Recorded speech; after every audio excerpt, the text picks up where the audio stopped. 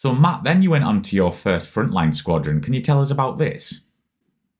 Yeah, this is truly in at the deep end now, isn't it? So I've done the OCU. Finding the squadron in itself was an absolute bit of a nightmare, to be honest. Buried in a forest in Germany, RAF Laarbruck, on the German-Dutch border. I suppose it used to be called the Reichswald. It's sort of the Nijmegen Arnhem, Market Garden, Second World War area. So deepest, darkest forest.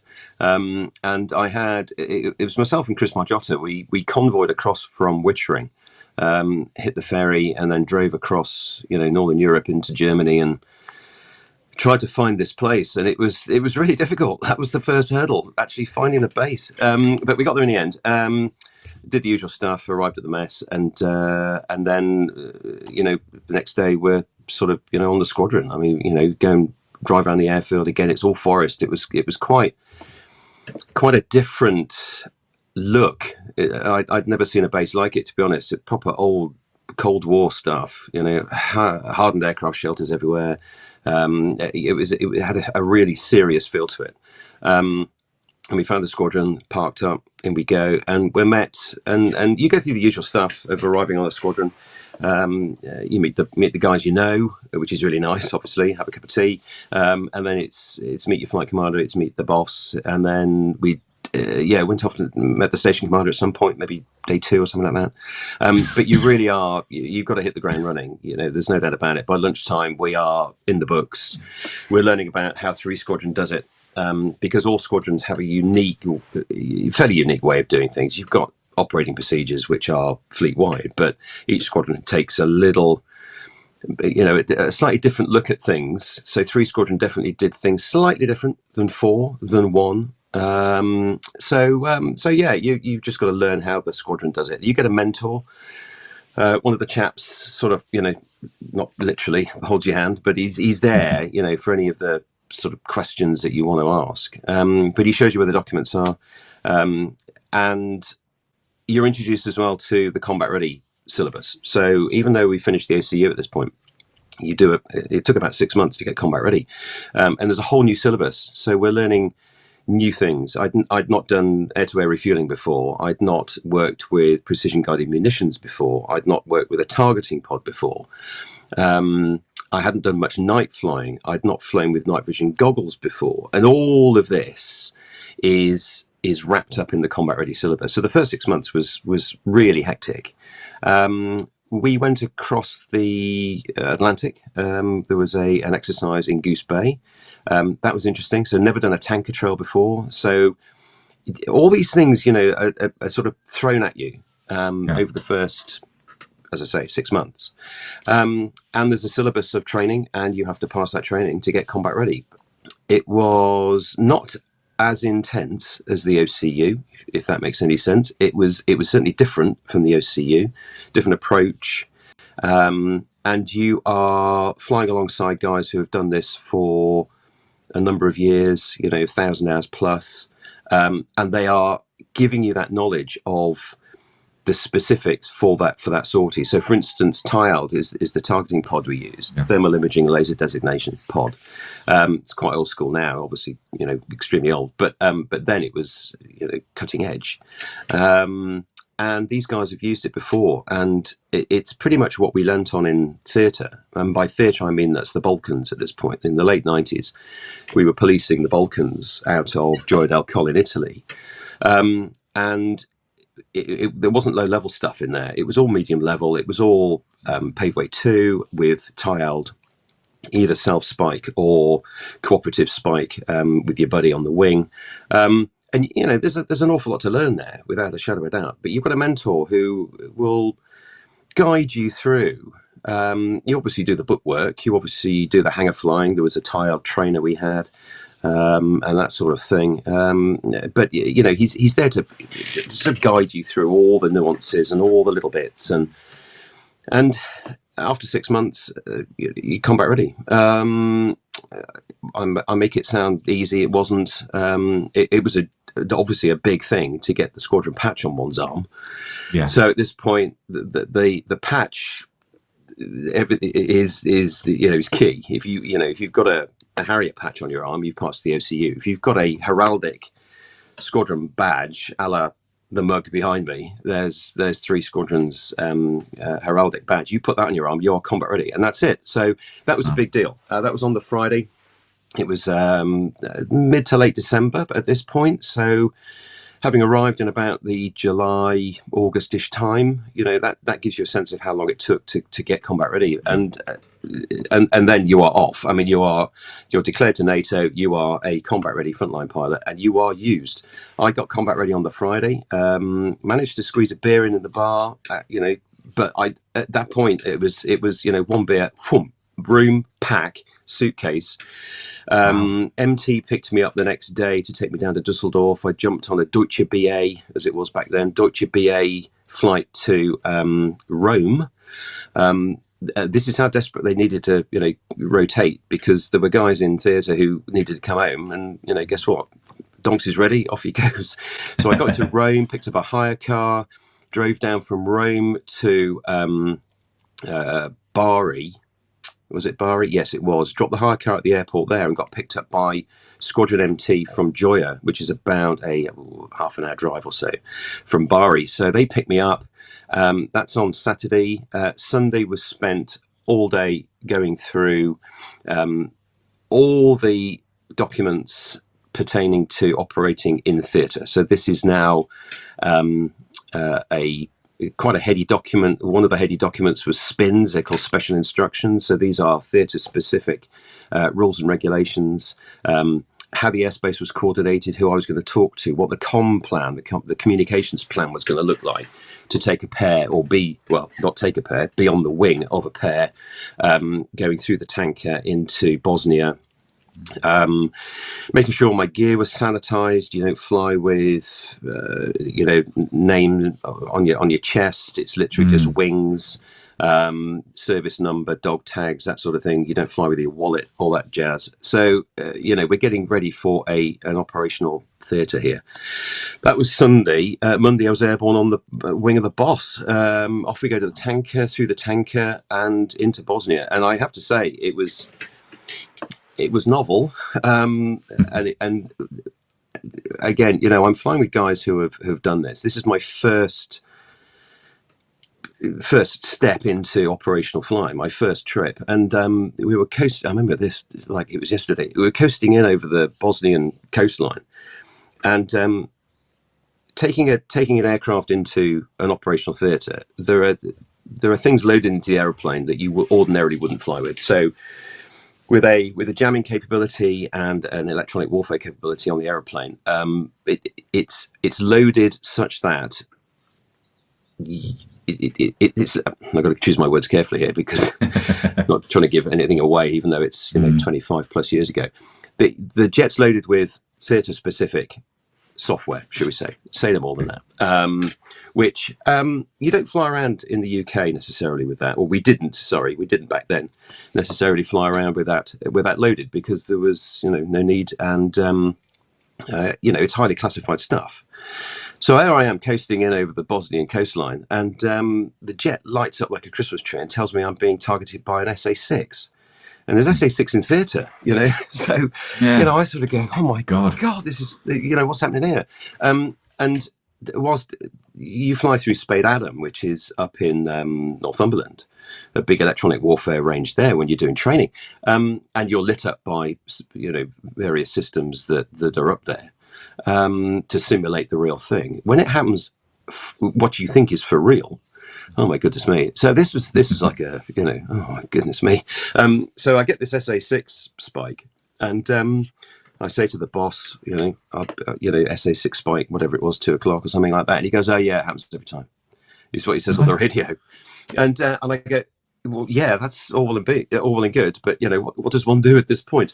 And he said, "Oh, it's a microwave comms link between Italy and Bosnia," and I go, "Oh."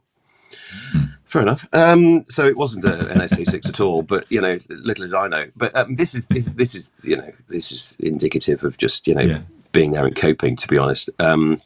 So yeah, when it happened again on subsequent sorties, there's an element of, oh yeah, it always happens here, and it's always that, and it's not the real thing, and everything else, and just calm down and take it easy and all that sort of stuff. But there we go. So that was just before Christmas. Spent Christmas. We didn't fly on Christmas Day, thank goodness we had a day off. But the lifestyle on ops was, we didn't fly every day. Typically, you'd fly 2, 3, maybe 4 times a week, something like that. There'd be a number of aeroplanes. I think, if memory serves, it was about 6 or something like that. We'd have, so we'd fly a pair in the morning and a pair in the afternoon, and we'd have a couple of spares, and we'd rotate just for good reason. And we had enough pilots down there, probably, again, if memory serves, probably about 8, something like that. So the rest of the squadron are at home. But 8 was that's almost half the pilots. We're not talking big numbers on the squadrons at this point.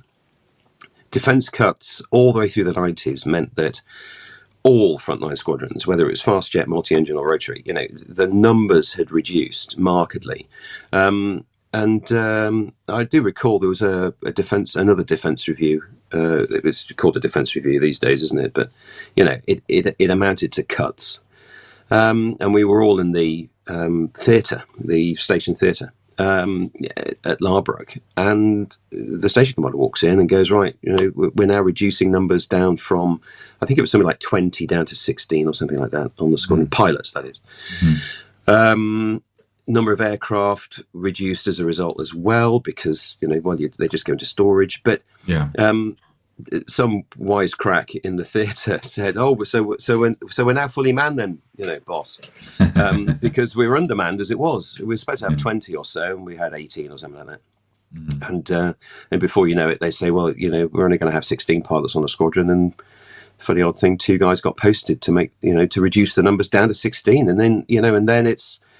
You kind of go, crikey, Raleigh. But, half the squadron is deployed in Italy, half the squadron's back home. And the support focus is clearly on theatre. So when you're at home, we'd guest on 4 Squadron, sister squadron at Larbrook. They're not on ops at this point. It's a 3 squadron rotation. So it's practically 4 months of the year. So we'd guest with 4 Squadron. That would be the life back home. And that was good fun. The banter was rife, obviously. And we do, as I said before, 3 Squadron did things slightly different to 4. But in those instances when we did fly with 4 Squadron, it was good to see how they would do it, and it was a very healthy cross pollination between the squadrons. We didn't see 1 Squadron very much because obviously they're back in the UK, they're at Wittering, so there wasn't much cross pollination there. But there were guys on the squadron who'd flown on 1. There were guys on 1 squadron who'd flown with 3 and 4. So the whole rotation within the force was quite healthy, given that we had such low numbers. So that was it. So that was introduction to theatre, and then very quickly, I think it was about 3 or 4 weeks I spent down there on my first stint, and then came home and settled into what I would call normal-ish squadron life, because when you're not on ops, you're getting ready for ops. You've only got 8 months at home before your next stint, or at least until the squadron deploys. So it's spent flying, obviously. It's spent getting those currencies back that you can't do in theatre. And by that I mean we didn't bounce around the circuit and do hovering and RVLs and all the all the V-Star stuff, because you're getting airborne 2-tank fit with a tile pod,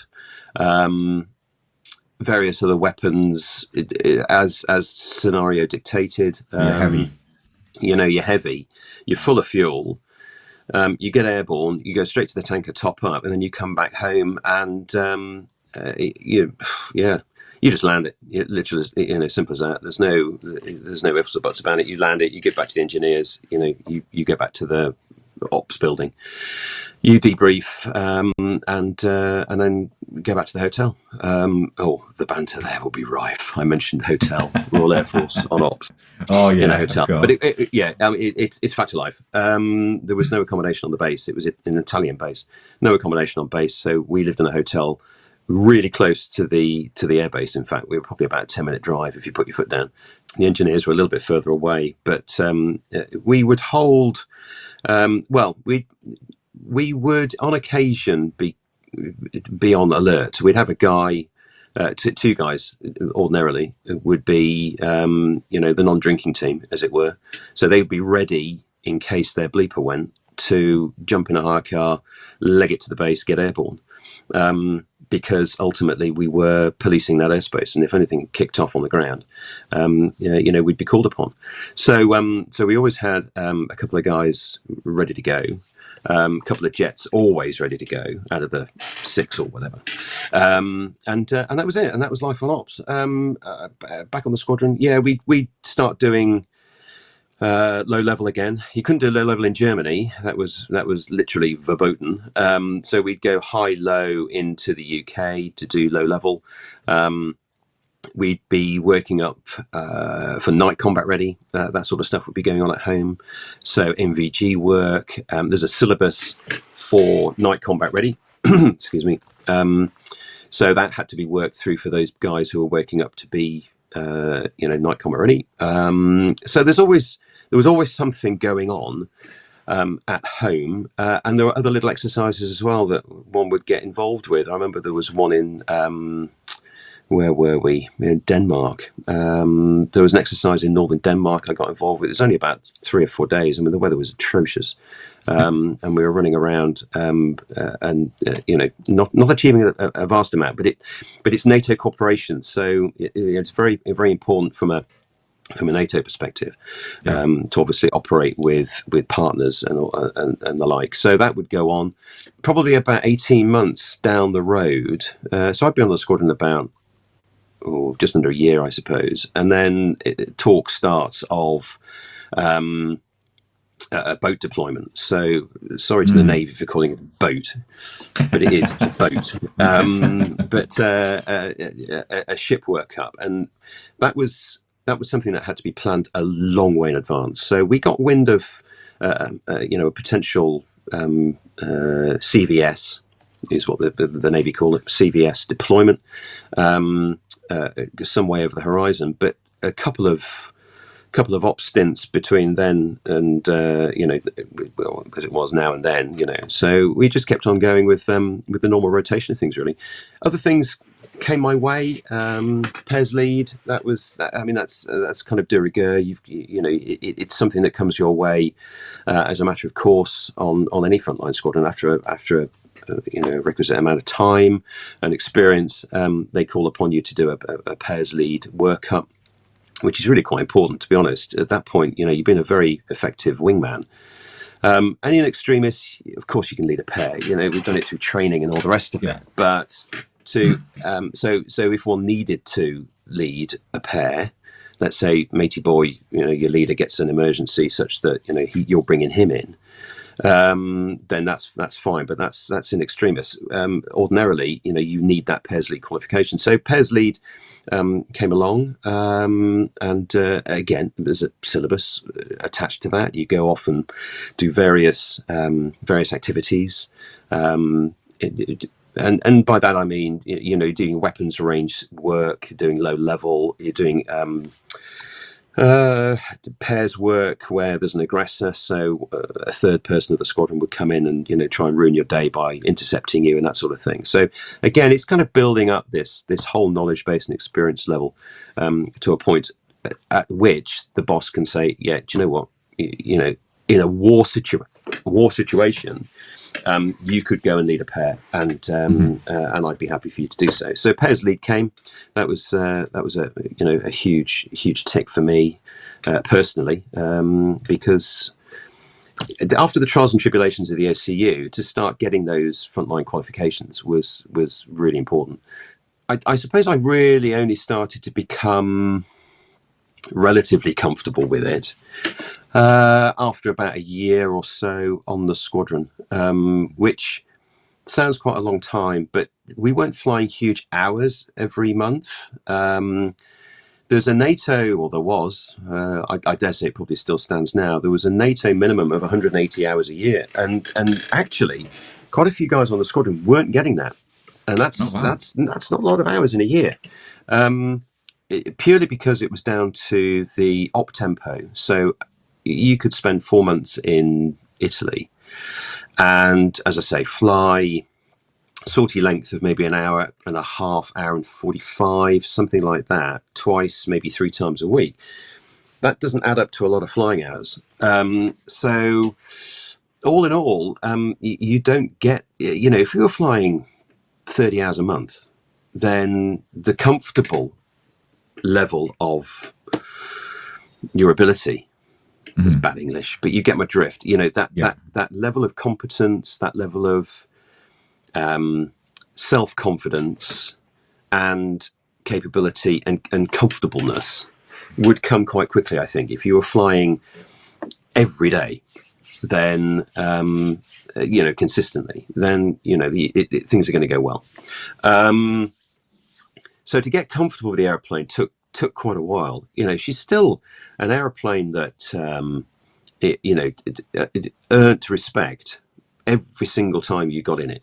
There was, no doubt about it. There was always something. There wasn't a trip went by where you didn't learn something. You weren't learning something as a from whatever syllabus, or whatever weapons profile you were trying to learn or get comfortable with. Let alone and I've got to hark back to it. Let alone the fact that a Harrier sortie wasn't over until you've turned the engine off. It was that kind of airplane.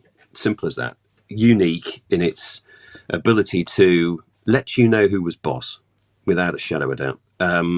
So you couldn't really afford to be overly comfortable. I mean, obviously the guys with 1,000 hours, weren't thinking too much about operating and flying, and it had become second nature. But even those guys, sometimes would get caught out. I heard horror stories of guys with 1,000 hours going off the front of the ship, off their 3rd ship deployment, and forgetting to nozzle, forgetting to move the nozzles down, and the nozzles would go to, I don't know, depending on weight and all that sort of stuff. But they go down to about 40, 45 nozzle.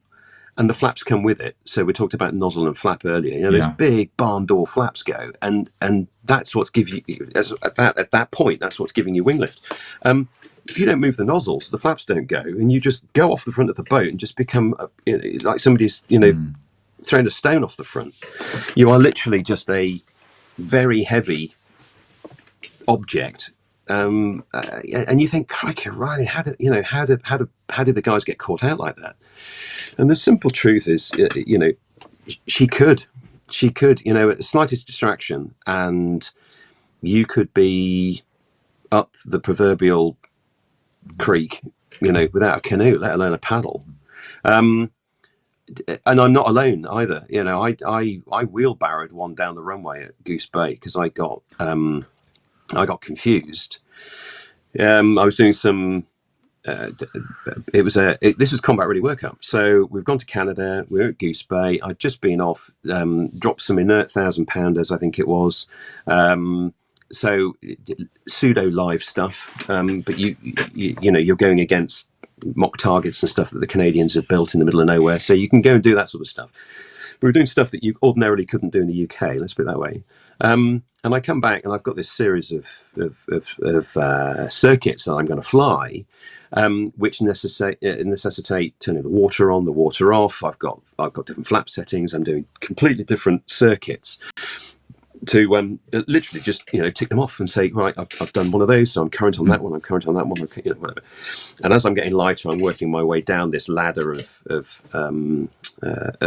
circuit work, and I cocked up. Simple as that. I basically was doing I won't go into the nuances of it, but I'm doing a circuit whereby I'm coming in quite fast. It's a non-standard circuit. It's basically a circuit we'd use if we had a systems emergency. And I was just practicing this alternative way of getting the aircraft down, but it was landing a lot faster than it would normally do, almost like a conventional airplane, but not quite. And I'd left the flap switch from the previous circuit, so literally about 4 minutes previous. I left the flap switch in stall, which is the big barn door flaps. Yeah. And it should have been in auto, which is 25 degrees of flap, and that's it. So I land, think nothing of it, and then in order to slow on Harrier down, you do what's called PNB, power nozzle braking. So you put the nozzles forward into the braking stop, so they are pointing ever so slightly forward, and then power up. So I've landed. The nozzle angle is quite low because I'm doing this emergency circuit, which I wouldn't ordinarily do unless I needed to. The nozzles are quite a way aft. The flaps are at 25 at this point because the nozzle angle is low, even though I've got stall flaps selected. And I land and I go to P&B because I'm horsing down the runway and I don't want to be at that speed. I need to slow down. The brakes on a Harrier are notoriously rubbish. In so much as if you touch them, if you're overzealous on the brakes, they'll just lock up and you just burst the tires. So nobody goes anywhere near them really. But as I go to the braking stop, the nozzles obviously go all the way down and forward. So they're basically rotating, from aft. They go all the way down and slightly forward. With that comes the flaps. And I'm doing quite some speed, and I get an inordinate amount of lift suddenly from nowhere, which I'm not expecting, obviously, because my mental model is completely, somewhere else at this point. And the back end of the airplane with this lift, this extra lift, and the speed I'm doing as well, it lifts up. It comes off the nose wheel, off the main wheel. I get a face full of runway, and it looked. From my perspective, it looked a damn sight worse than it probably was. But the old adage of if a Harrier does something you don't want it to do, undo what you last did. That's exactly what I did. So I just nozzled out. The flaps retract really quickly at that point as well. So I lose all that lift and boom, I'm back down on the main wheels. Heart rate doing Lord knows what. And I go, oof, crikey, end of the runway's coming up. So I get airborne. The plan was to get airborne again anyway. So I just get airborne and go downwind. And, I look down and go, oh, my, you idiot. There it is, staring me in the face. The flap switch is installed. And I just go, oh, my goodness, right, call it quits now. Obviously something's distracted me. I don't know what it is. My heart rate is still, somewhat higher than normal. So I landed. And in the debrief, I just went, any safety points? Yeah, absolutely. Hand up. Yeah. Guess what I just did? And you look at the tapes and it's there for everybody to see. And but everybody in the room was just like, oh, crikey, yeah, that's novel. Yeah, I can see how that could happen. And it's not, there's no finger pointing. There's no kind of you freaking idiot. We've learned there's an element of that, obviously. But the truth be told, I was not alone in having a moment like that. We all did. It was just nature of the beast, simple as that. I suppose over time those instances would become fewer and further between, if that makes any sense. That's where the comfortable element, I suppose, sort of comes in. You're not, I say, not tripping over yourself. You're not exposing yourself or being exposed to instances like that as frequently. And it's the same with any aeroplane. Let's be honest. The more hours you get, and the more capable and comfortable and understanding you are with the environment, with the job, with everything else that comes with it. Obviously, those little instances, become fewer. So, Matt, did you ever conduct any DACT, and did you ever perform the VIF maneuver? DACT was something that we would do, not that regularly, to be honest. It would take the form really of being bounced at low level. We're a low level fighting force predominantly. In Bosnia we were flying in 25, maybe 30,000 feet, and in theory one would come across an interception at that height potentially, but you very quickly dive down to low level. So most of the DACT stuff that I ever did was up against things like F3s at low level, occasionally F15s out of places like Lakenheath. They'd come and play. I do remember one very good day for us, not for them. We were working D School, which is the Royal Navy fighter controller school. So for training, we'd go and operate with them down in the southwest, so Devon, Cornwall, that sort of area, Somerset. And we had some F-15s that day, and the weather was atrocious. It really was not fighter weather at all. It played right into our hands, so it forced them into the low-level environment, which they were not comfortable with. I think they were 15 Cs, so they were very much used to, presenting a wall of eagles and medium level and just schwacking everything that came its way. But that wasn't the case that day. They were forced down to low level to try and get us, and they. Well, let's put it this way: D School were amazing. We got this ground control interception, picture, this GCI picture, which was superb, absolutely superb. We shot two of them down. I say shot two of them down, as in simulated, but we certainly got them before they got us, which was it was a good day out. So yeah, we do that sort of thing. F3s predominantly because it's it's easy to pick up the phone and just speak to Leeming or Lucas or Coningsby on the day and say, do you want to do some fighter affiliation or some something along those lines, and you jack it up and be on the program the next day and away you went. So we do it fairly regularly, and it also meant that we didn't have to launch our own bounce, as it were. So so dissimilar stuff would be the low level side of life. We'd get the guys and they'd come out and try and find us and then try and shoot us, and we're trying to evade whilst still trying to find the target and hit it on time and all that sort of stuff. So we would do that. But the you're talking about VIFing, vectoring and forward flight. Yeah, it was in the repertoire. But we didn't use it very often, and to be honest, there were an awful lot of regulations and limitations attached to VIF, such that it was a specific brief. It was a specific part of the out brief, and when you used it, you used it with the respect it deserved. Because yes, VIF would allow you to nose point quite markedly, but it was an instantaneous increase in pitch rate because you've moved the nozzles. It wasn't something you would sustain. You would kind of threepenny bit your way around the circle with VIF. And what the major byproduct of VIFing was the fact that as soon as you move the nozzles anywhere but aft, you start slowing down. And the Harrier was such an aerodynamic brick that as soon as you took the thrust away from aft, it would slow down. And energy is life. You talk to any fighter pilot. Speed is life, energy is life. There's a whole equation there within the air combat envelope, if you like. And speed is definitely key. So if you start slowing down, you can be in a world of hurt really, really quickly. And the Harrier wasn't the fastest of machines in the first place. So really, it was a bit of a last-ditch maneuver, to be honest. So yeah, we did use it.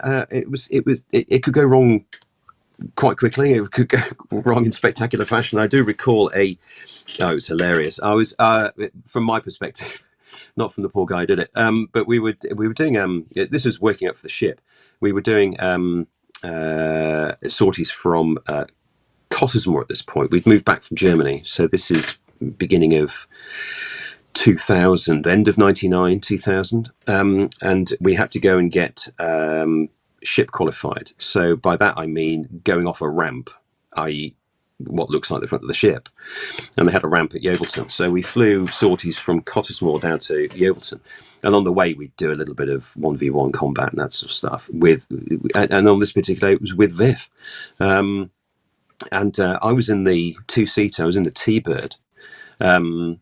It was just a convenient way of getting more people down there and not taking jets, to be honest. And then we'd fly, the single seaters off the ramp when we were down there, and everybody would then fly home. So that was the sketch. But on the way down, we were doing some air combat, and just to currency, burn the fuel, do the VIF, because we didn't do it that often.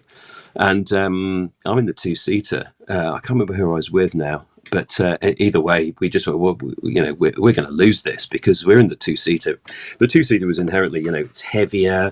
Yeah. It's had one too many seats. I mean, full stop. But the single-seater is inevitably going to have the advantage. And and sure enough, we lose the advantage, and this GR7. I'm not going to name who was flying it, but anyway, you can just imagine it, and it's saddling up quite nicely behind us, and we can see that he's using VIF. At that point, we're not, because we want to maintain our energy state. We want, if it goes wrong for him, or we can somehow negate the shot, then we've got the energy to run away over him. He's definitely bleeding energy at this point. We can see it. The nose goes, and then it goes again, and it goes again, and it goes again, and then there's a bit of overzealous viffing, and boom, the jet departs behind us, and literally ends up on the other side of the fight over here somewhere. We are in stitches because it looked quite impressive. That's it. Knock it off. That looked good. Yeah, you should have seen it from where I was at, sort of thing on the radio. And again, it maybe highlights the it was in the repertoire, but to be honest, if you got it wrong, it could cause you way more grief than it in theory and on paper would give you the advantage with. It was. Yeah, but Matt, can you maybe share like a few memorable stories from your time on the GR7 that stick out in your mind that might be entertaining for our viewers? Yeah, let me think. I mean, I probably had the most fun with it on the ship, to be honest, and that's how I ended my time on the airplane. So the idea was that we were going to go and deploy onto HMS Illustrious. This was beginning of 2000, to do an exercise called Link Seas. We were going to work with the French, Bay of Biscay, and do some cooperative work. Probably, the plan was certainly to cross deck, to go and land on the Charles de Gaulle, to land on their carrier. All of this, I was actually involved with this. I did a meeting with the French when we were alongside in Brest, halfway through the exercise. So I'll come back to that in a minute. But the bottom line is we were going to deploy. The ship had just been on ops. It had done its Iraq overflight deployment with the Sea Harriers. So it had been down in the Gulf. It came up through Suez. It came into the Med. At this point, the ship's had a very long cruise, and it went into Grand Harbour in Malta, which is where we flew out as passengers, actually, VC-10. The vast majority of us, the squadron, goes to Malta on a VC-10, gets on Illustrious, and the jets flew to Sardinia. We sailed from Grand Harbour in Malta, very, very grand. The Navy do put a good show on when they leave port and when they come back in as well. We weren't allowed to play any part in that at all, because what do we know? And we're just scruffy looking Air Force blokes. So we were told absolutely nobody is to come up on top.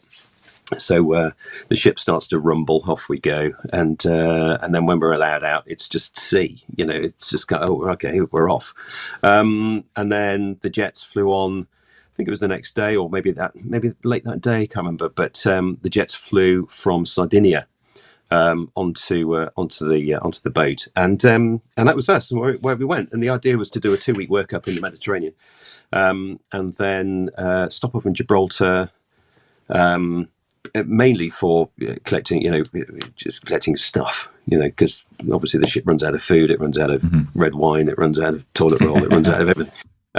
So a resupply in Gibraltar, and then into Bay of Biscay for 2 weeks.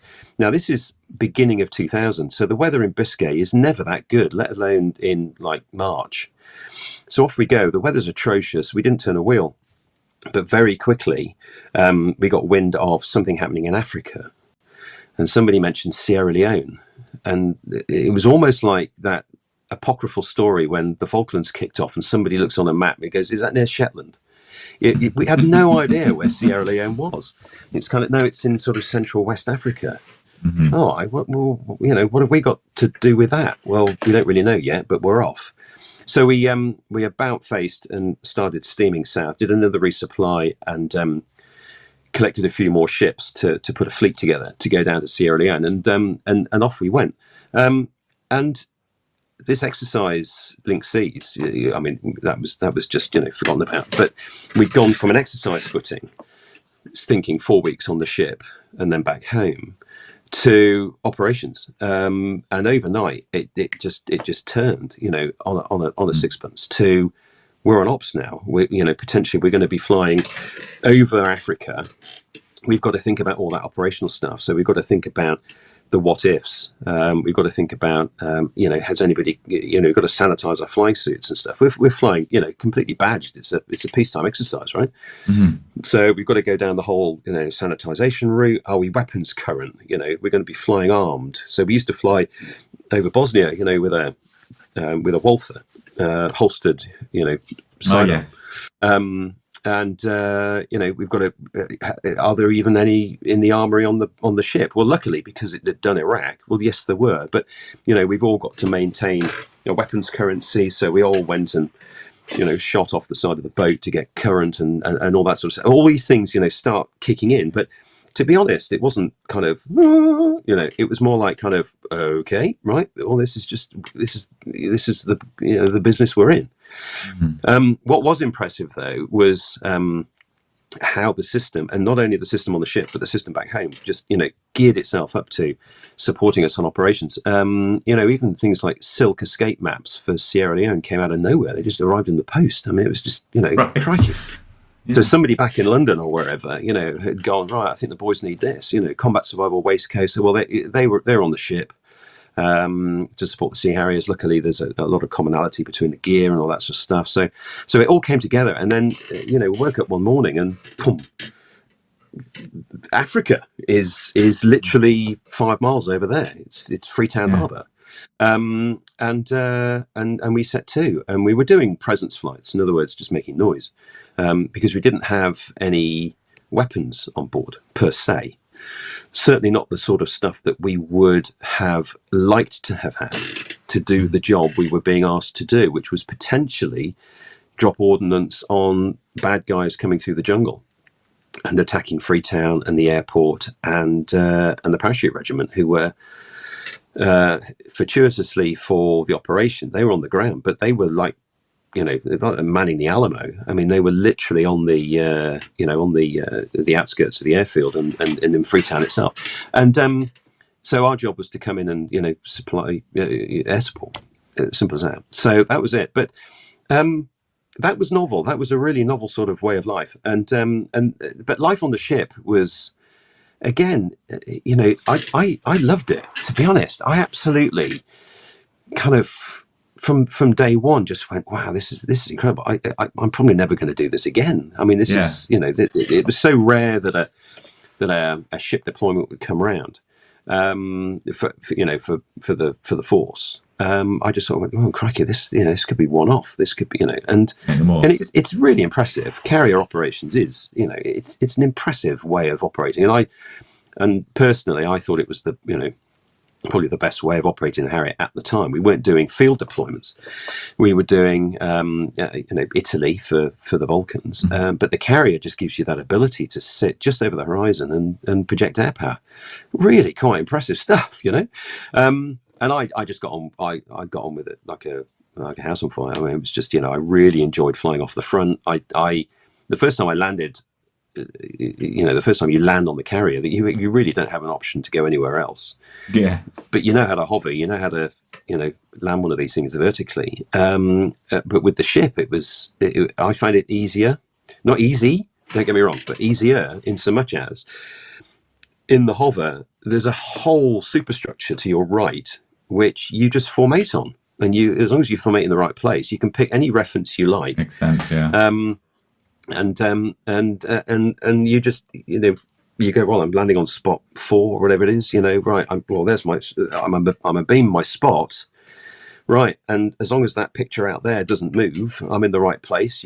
You move across and you come on down. And I just the first time I landed, the adrenaline obviously is high no matter how many times you do it, but I got Elvis wobble in my legs after I'd landed. My legs were I was proper adrenaline kind of shaking, such that I could barely taxi. And taxiing on a ship, you don't half-heartedly just maneuver across the deck. It's either full right rudder, i.e. nose wheel steering, or full left. It's nothing in between. You see there's loads of videos of F-18s and stuff taxiing on deck and stuff, and they don't mess around either. Nobody does. The deckhand wants you to go full right or full left. Well, when you've got a wobble on your legs and you try and get full right, and you are, the adrenaline, and you've got to get out of the way because there's a guy behind you who wants to land where you've just landed. So it's that was kind of introduction to deck operations, but there were some really, really funny bits on the ship, and I remember. I remember being on. It's a place called Goofers. It's about halfway up the superstructure, as was, and you could stand there, and you'd be almost a beam, the level of the guys in the hover, and you could stand there with your cup of tea, and you could watch what's going on. And I remember this one particular day. I just happened to be. We're talking about references and stuff. I just happened to be standing where Sammy Sampson was formating on. So he's in the hover, and he's looking forward, and then he's looking right, and he's looking forward, he's looking right, and every time he looks right, he's looking at me, and I sort of go, well, he's obviously just looking at the superstructure, but I happen to be that stood there. So I've got my cup of tea, and and then he looks, and I like give him a little wave like that, and he didn't wave back, obviously, but no. He nodded, and I went, I wonder what happens if I move, because if he's formatting on me, so he looks forward, and I hop about 3 foot to my left, and sure enough, he goes back in the hover, and I go, oh my God, really? He's literally formatting on you. Yeah, and I go, oh crikey, well I better hop back to where I was. So he looks forward, and I go back to where I was, and then he like goes forward in the hover, and thought nothing of it. And I went, right, I'm not messing around with this, right? I thought, I wonder if, and sure enough, that happened. And anyway, I saw him afterwards. I said, so why was your hover reference then? And he goes, yeah. And I said, so you didn't notice me like hop 3 foot to my left then? And he goes, oh, that's what that was. Because he's fat, dumb, and happy in a steady hover. And yeah, I said, yeah, I'm really sorry. I didn't think you'd move. And he goes, you idiot. And I went, well, yeah. But the one that really stands out was our briefing room was at the front of the ship. I mean, they literally just shoved us right down the front. It's where the anchor was banging on the front, and it wasn't the best briefing room at all. And it was under the ramp. So every time something launched, literally, well, one deck above us was the flight deck. So every time something launched, it was like being in a bell and somebody banging with a hammer. I mean, it was noisy in that briefing room. But at the back of the briefing room, there was a door which went out onto the forecastle, which is where the anchor chains come out and all this sort of stuff. And it's at the front, just in front of the ramp. So it's the pointy end. Obviously highly technical naval term, but it's at the pointy end, and it's a little deck, and it was just literally out the back of our briefing room. And I thought, oh, I wonder what it's like to be on the forecastle when a jet goes off the front, and there's an element of boredom sort of creeps in as well. There's not that much to do on board. You kind of run out of things to do, so you start inventing. Well, wouldn't it be a jolly jape if we try and find the crow's nest?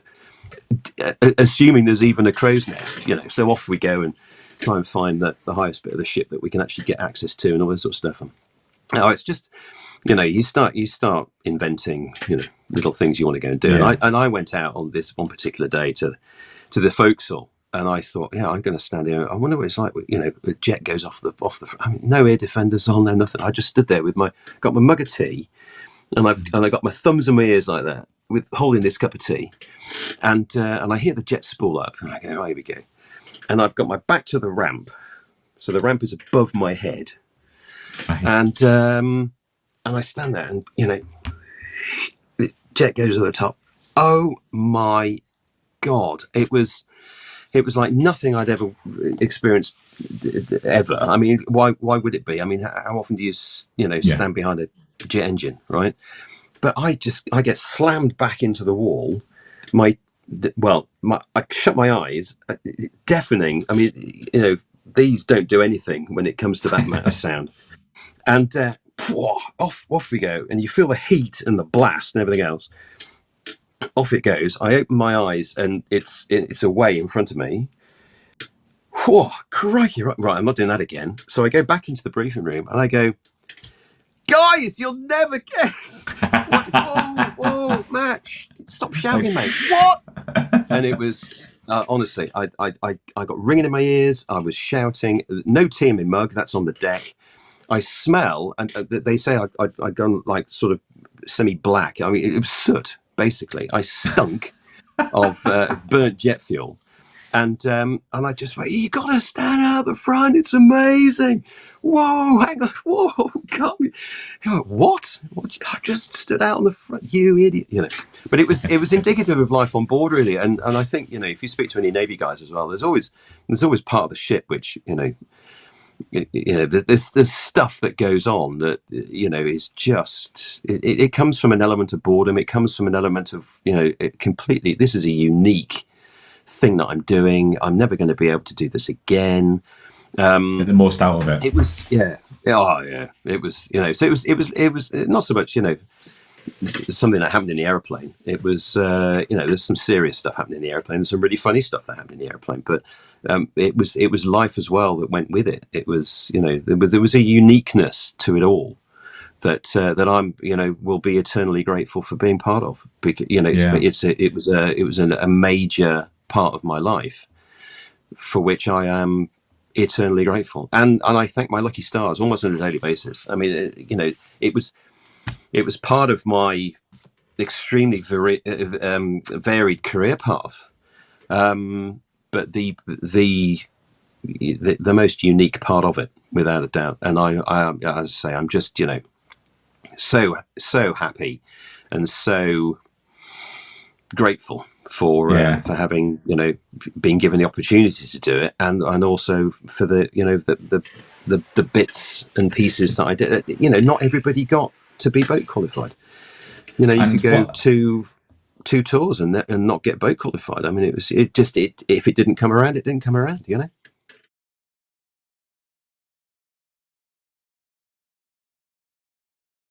You're actually involved in a really interesting project at the moment involving a GR7. Can you tell us about this, Matt?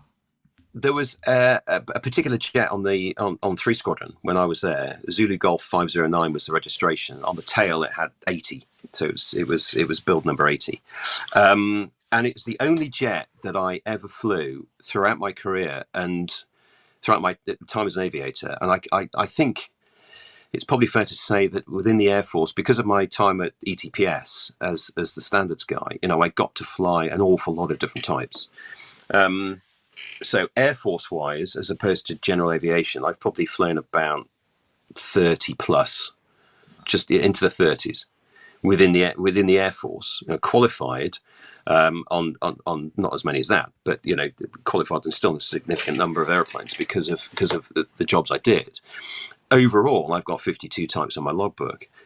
And of all those types and all those hours on them, the only aircraft that ever bore my name, which in itself I am extremely grateful for, and that was on the ship. I went to a junior engineering officer and said, how does one get one's name on an airplane? And he goes, well, you talk to me, I'll flag it up, and as long as the boss is happy, we just put it on the... Ooh, crikey. It literally was just a chat in the bar. And Zulu Golf 509, the next morning, bore my name on the side, just below the canopy. And it was the only jet I have ever flown at all in all my 40 plus years as an aviator that has got ever bore my name. So in itself, that was like, kind of, in quotes, my jet, right? So I saw it. It was disposed by the MOD. It was sold through a company called Everett Aero, and this is probably about 10 years ago now. It was disposed of. In fact, more than that, it's got to be, because it's been 15 years since the jet retired. Let me think. It's got to be probably just before 2010, something like that. It was disposed of through Everett Aero, and I saw it on their website.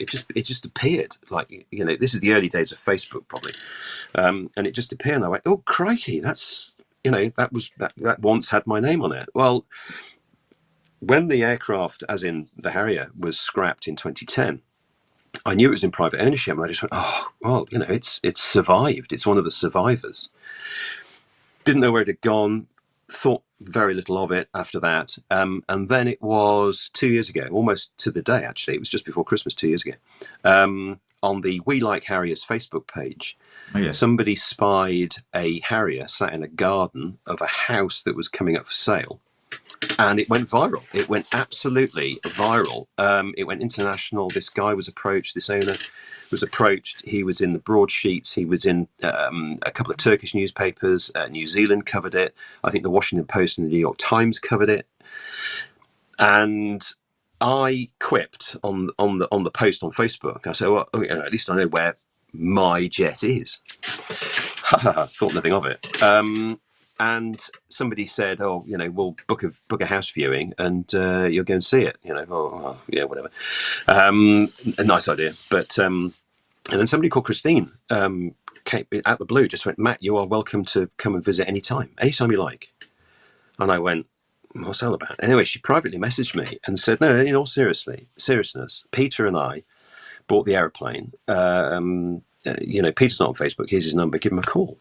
And I did, and I just cold called this guy, and we had a chat. We were on the phone for about an hour, just talking about the jet. He was obviously intrigued to realise that I'd flown it, let alone had my name on it. Yeah. And here I am talking to him, and one thing led to another. We visited, in other words, the family. So Jackie and the kids, we went down to where it is, and spent a day with Peter and Christine and his family. And I took loads of memorabilia. I took my logbook to say, there's Zulu Golf 509 in my logbook, and Nice. there's a photograph of me in it about to launch off the ship. That photograph I took, this one here.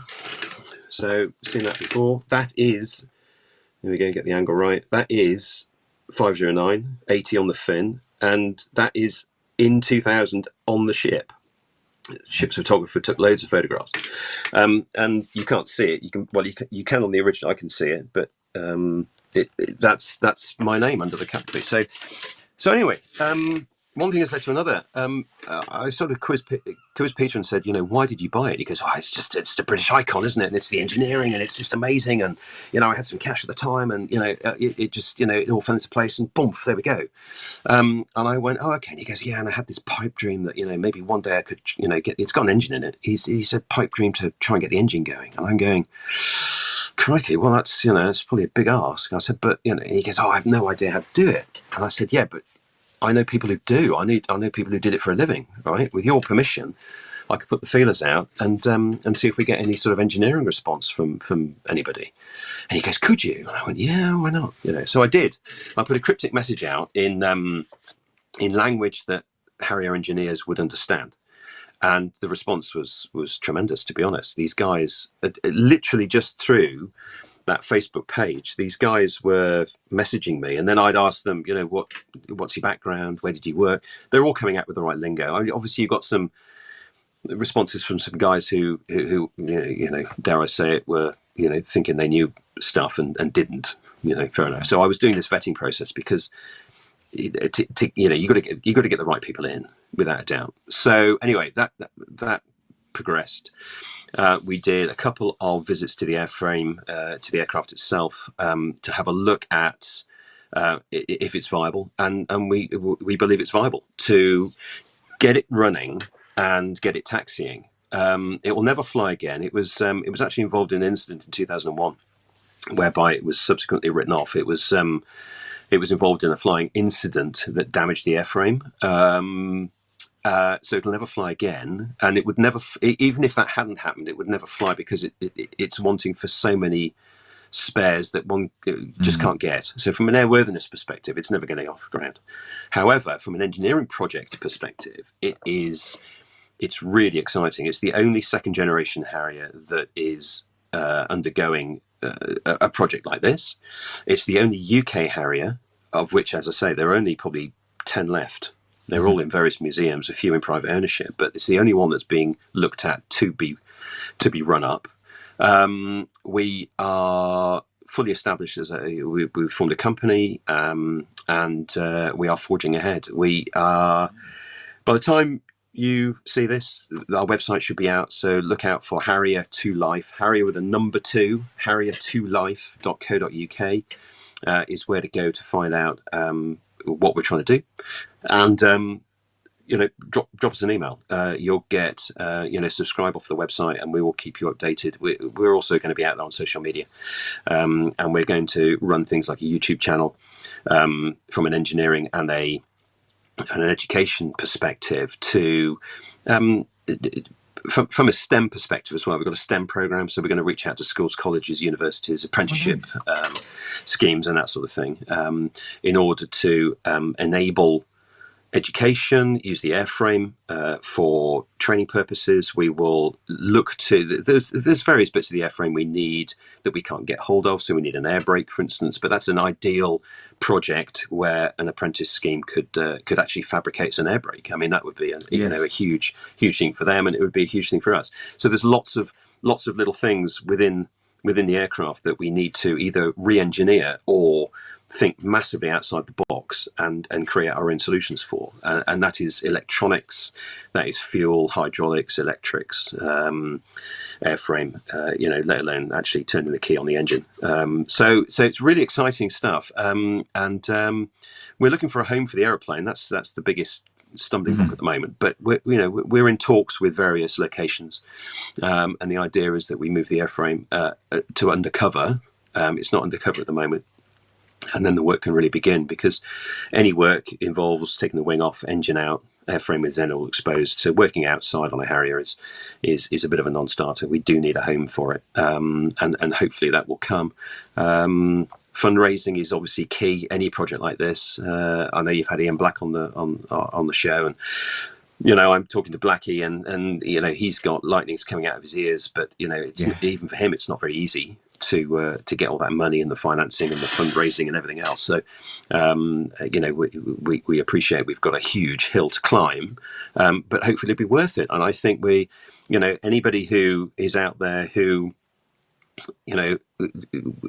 even public with an emotional attachment to the UK Harrier, it was a really sad affair in 2010 for the fleet to be scrapped so unceremoniously as it was.